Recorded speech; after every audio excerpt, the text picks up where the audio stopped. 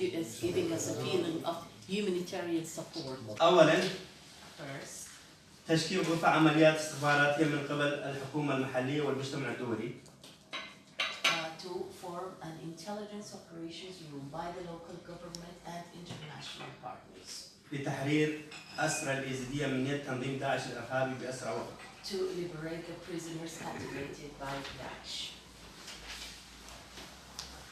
اثنين محاسبة المقصرين عن أسباب سقوط سنجار. Also to hold accountable those who fell short of protecting Sinjar من خلال تشكيل لجنة تقصي حقائق دولية. through a international fact-finding mission. ثلاثة محاسبة المتعاونين مع داعش من خلال تشكيل محكمة دولية.